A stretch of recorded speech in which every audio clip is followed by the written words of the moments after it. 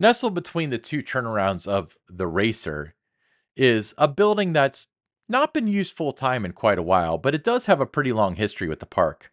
Hello, everybody. Alongside Don Helbig, I'm Ryan Sir, and this is Tower Topics.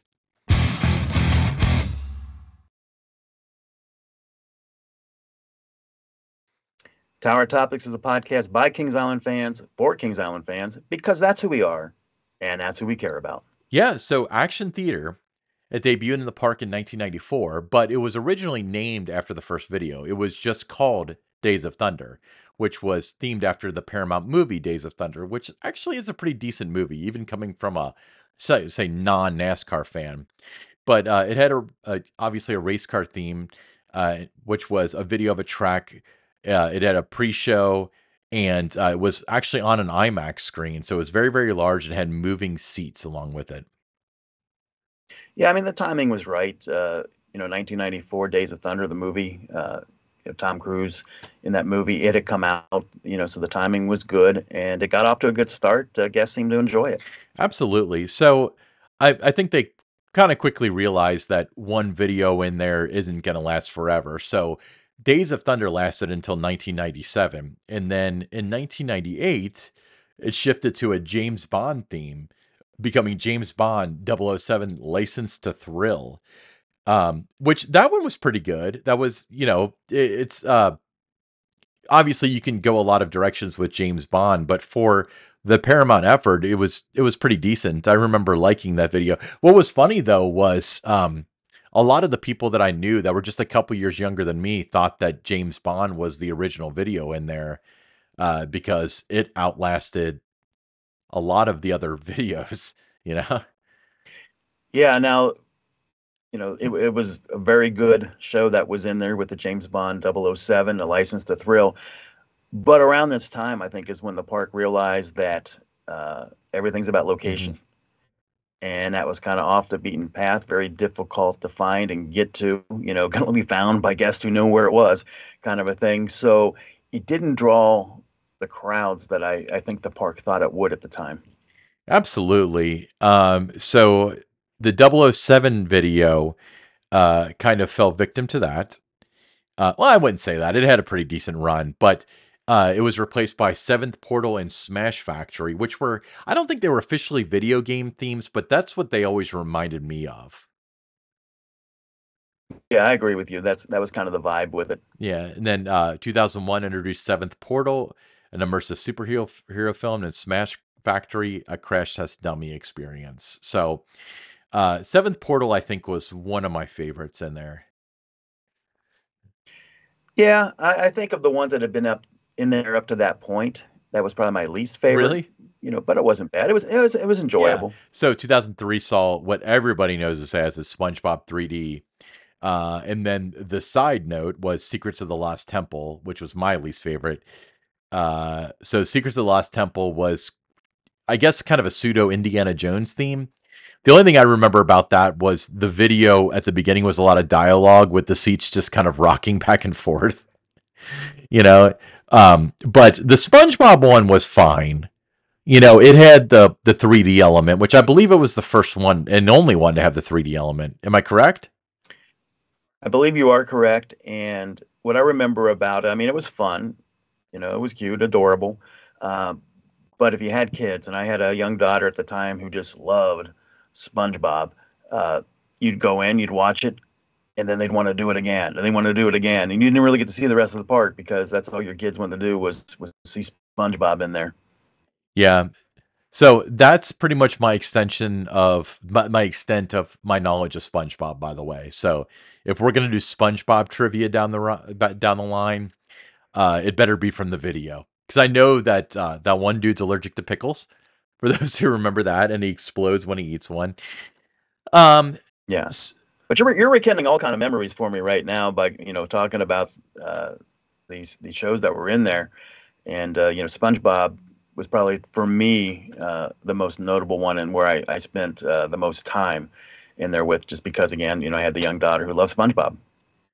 yeah, absolutely. So there were some haunt ones in there. So Elvira's Superstition, which I remember being pretty good. But that switched to Dracula's Haunted Castle during 2004's Winterfest, followed by Funhouse Express in 2005.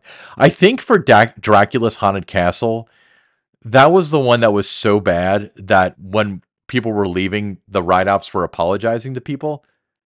You know, but the Elvira one I remember Right. really liking. Yeah, that was all right. Yeah, it was pretty cool. It fit the time of year, when they were doing Now, Haunt, Funhouse or at the time Express, Fear Fest. I don't Yeah, think I remember that. Do you remember anything about that? more the name than the actual show. Yeah, okay. So Hanna-Barbera and rebranding happened in 2000 from 2006 to 2008.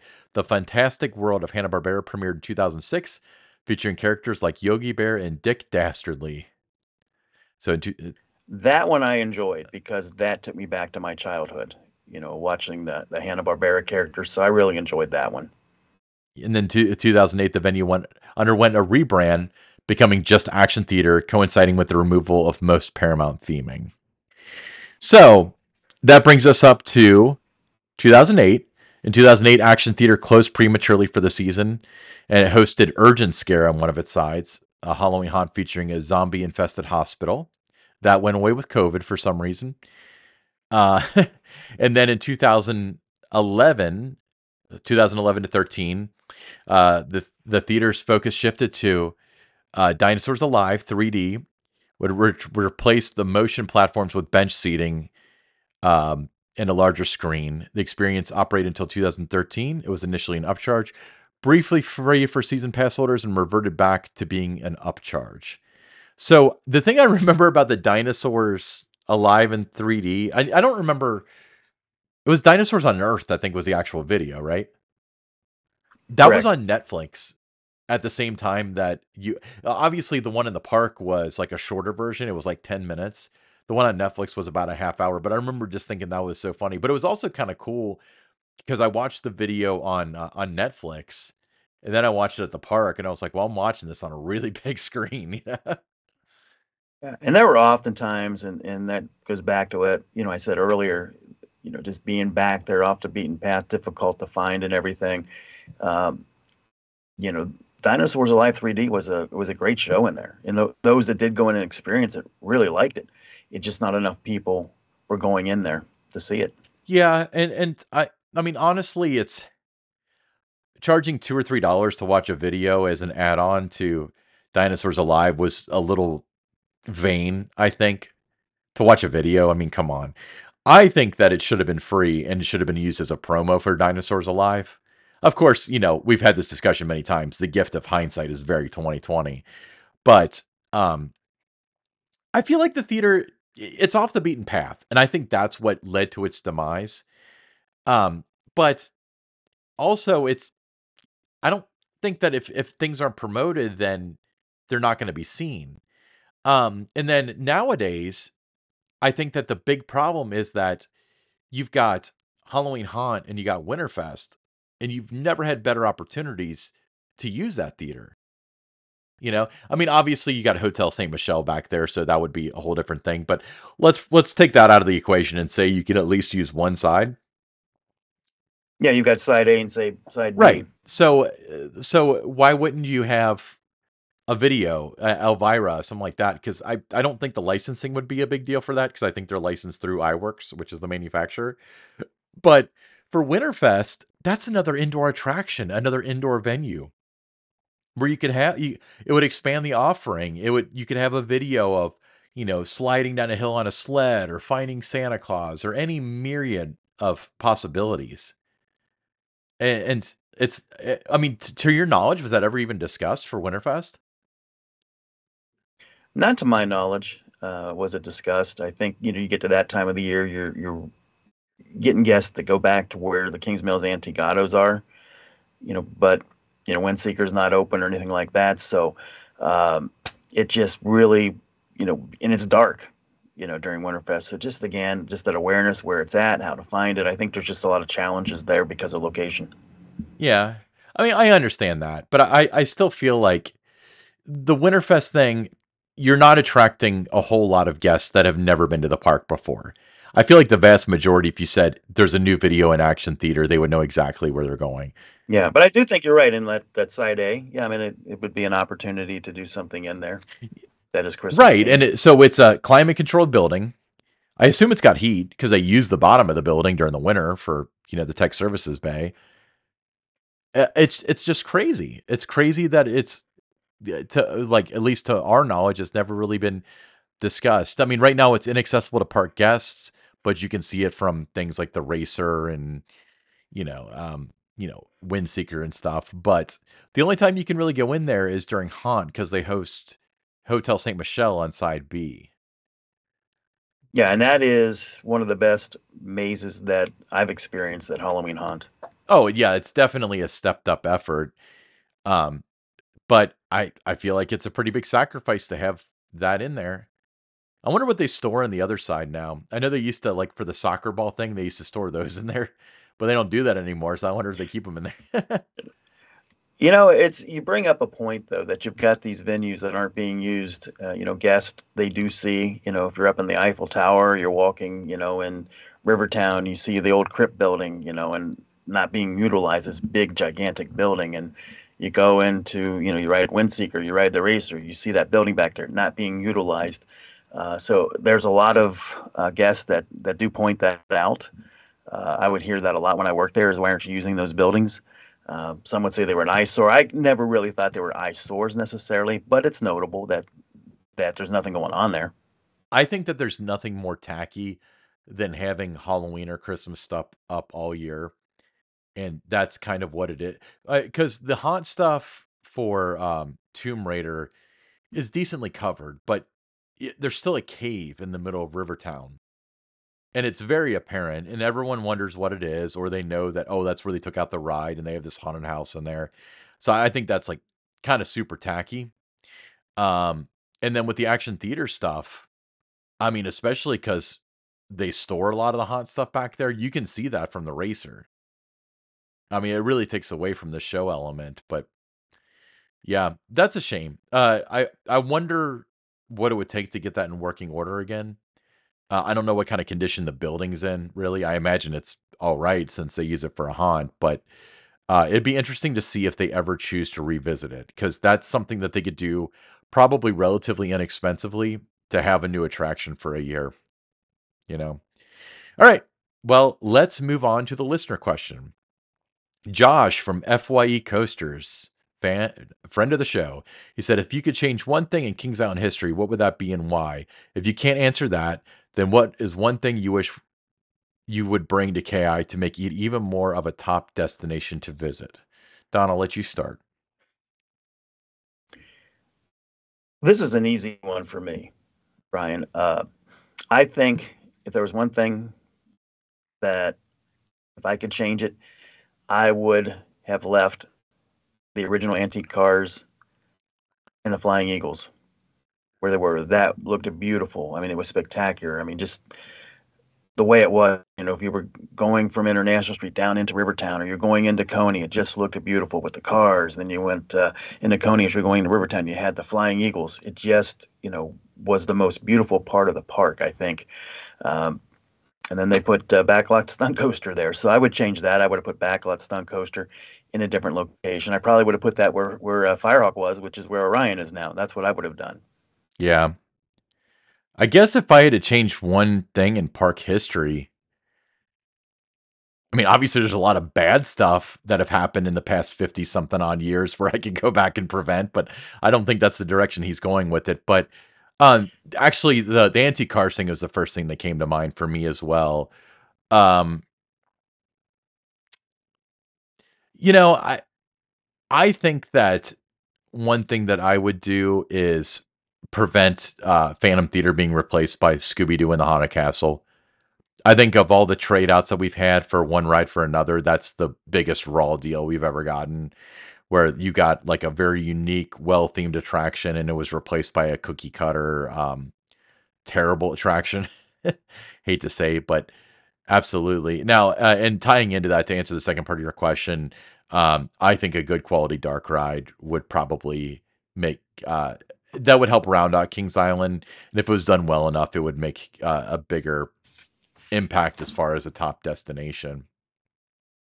Yeah, I think with Phantom Theater, what I miss about that is it was Kings Island's attraction.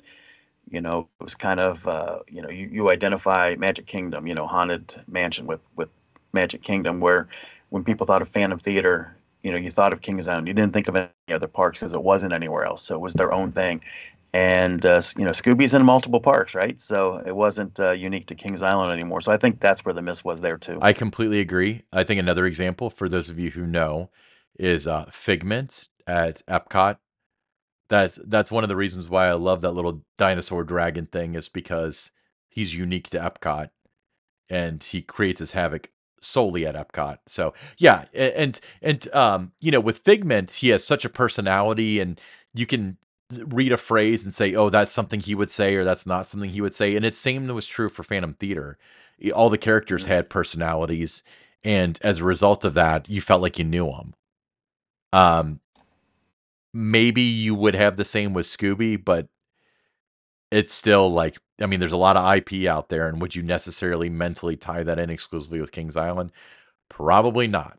Next listener question. We're doing 2 this episode? Man, we're high budget now, aren't we? We had a lot. Yeah, we had a lot of We questions this did. This week. one's from Kings Island Nick, also fan of the show. Don, what was your fondest memory as an employee of the park? Fondest memory. You know, I'm going to go with the opportunity that I had to work with Bill Mefford, Sharon DeVelius, Sam Hill, Jerry Niederhelman, Doug Kramer, and Jeff Gramke, individuals that worked at the park in the 1980s when I was there riding the racer Mm. almost daily. Um, Got to interact with them. They were involved in different things that I was doing. Jerry with security and that would have and operations would have to be involved if there was going to be a media event with the things I was doing. Sharon was involved in the RSVPs and that whether I was calling her to RSVP for a media event or she was taking RSVPs for the meeting when I was doing one of the rides and that. I got to know those people. They were special people. And my fondest memory was, going from that side, being a guest and getting to work with these people, and specifically Bill, because Bill was a big mentor to me when I wanted to start to get into a PR career. I remember when I started working with the Cincinnati Cyclones, Bill and I met for lunch at Willie's Sports Cafe, and it was in Kenwood, in the Montgomery area of Cincinnati, and my first like press release drafts and game notes. I was showing them to Bill, and uh, he was carving it up with the writing and stuff, giving me these different pointers, and how I wanted to be a little more compelling with the storytelling and not be, so statistically oriented and that with stuff. So, just having that opportunity to work with Bill, even when I first started, into PR and that. So that's I think there's so many different events, and things that you could bring up that were your fondest memories working there. But I think for me, it was that opportunity to work with these people. Here I am like 25, 30 years later and work with those people. Yeah, well, Bill is, of all the people I've interacted with in the industry, he's definitely top 5 with one of the people I look up to the most. Great Yeah, friend of because mine. at the end of the day, yeah, at the end of the day, you can do all these different events and, uh, you know, announce new rides and all that. But always, for me, it always circled back to the people. Absolutely. Yeah, and then, Sharon, I wanna share a story, but does she still work at the park? Do you know, or is she No, she retired. did she Yeah, retire? she retired. I remember, I was having an issue with Fun Perks, the loyalty program in, like, 2010-ish or so, and, I think I got a new season pass card, and the points didn't translate over, so I emailed the park asking for help with it, and, in an overnight cycle, they came over, but she called me in response, and then when she figured out who I was, that she knew me, she talked to me for, like, an hour. So that's the kind of Yeah. person Sharon is, so she's No, all she good was great. fun. And let me talk about Jeff Gramke too here for a minute. Here's a guy, being a coaster enthusiast, that I was in the 1980s, and knowing that he was involved in designing the beast. You're intrigued by this guy. You want to listen to him talk at these different events, and that to be able to work with someone that uh, you know was involved in designing and building the Beast. I mean, that was special too. Yeah, I agree. I've crossed paths with Jeff Gramke several times, and he's always been very gracious. And when I used to have KI Central events at the park, he was always very nice and would come out and answer questions, and probably the same question he gets every single time. And um, yeah, he's since moved on to the wonderful land of retirement, from what I understand. So God Yes, bless yeah, him. and And Doug Kramer too. He was, working in, he was a seasonal at the time, an area a manager of rides, when I started riding the racer in 1981, and I saw him make his progression, from seasonal to full time to, eventually he became the head of, fire and safety at the park. So just to see that too was, great. And, just these are just great people too, just great people. yeah, and it's fun. And the reason why I bring up my experiences is because yours weren't unique with these people. These were great people. Doug Kramer, my memory from him is he it was Boomerang Bay's media day, and Dane and I were with KI Central, and we were taking pictures standing up kind of on the platform where they called them the Cool and Gata racers at the time, the racing slides were, and he offered to take us up to the now defunct top level of that waterside structure and let us take pictures up there, and was just really nice about it and stuff. So that's the first thing that pops in my head when you talk about Doug Kramer. Yeah, and then Sam Hill, she was always the administrative assistant to the general managers there. She worked with every one of them, Hmm. and to just have that opportunity too to just sit down, by her in her office and just chat about the people that had worked there in the 1980s and 90s and that, and just talk about the different stories. And she was there working out of a trailer when the park was being built, so just to hear all those stories, she was a great resource for me. Very involved in, uh, when I had questions. Is this is what my memory is? Is this true? As the park was being built, she was a good person to bounce those things off of too. Yeah, I met her a couple of times, but and she was very, very nice, very sweet lady. What comes to mind with this is me and Mefford used to joke with her when I would see her, that way that she got her job at Kings Island is that she worked for the farmer that owned the property before the park was built, and she just transitioned over to the park because she'd been there so long. So she retired about 5 years ago, right? She did about yeah, right around It that was right time. before COVID, because I remember Twenty one of nineteen her COVID. last Yeah, right days, around she that got to time. light the tree at Winterfest. That was the last She time I saw did. her. And Jerry Niederhelm, let me tell you a story about Jerry. He had to be the one that anytime that I was there, they had to come in at 4 or 5 in the morning sometimes, or earlier than that, to get set up for some of the things I was doing with the racer that would involve the media, or the travel channel was coming out to do something, I mean, whatever it was, the safety, everything about it. So my first day working there in 2007, I'm in the employee parking lot. I'm coming out of the office and getting ready to go out in the park, and he sees me. And he comes up, shakes my hand, welcome to the team, and he goes, Don, this is going to be poetic justice, because all those times you had to get us up early in the morning to be here for the things you're doing, you're now going to have to be here even earlier than that, to get things ready to go when you bring the media and things like that out. So he called it poetic justice that I was going to be in that role and have to spend a lot of early mornings there at the Yeah, park. I bet you missed that dearly. Not at all. Absolutely. Cool. Yeah, very, very cool. All right. Hey, I'm Ryan Sir, along with Don Halbig, and this is Tower Topics.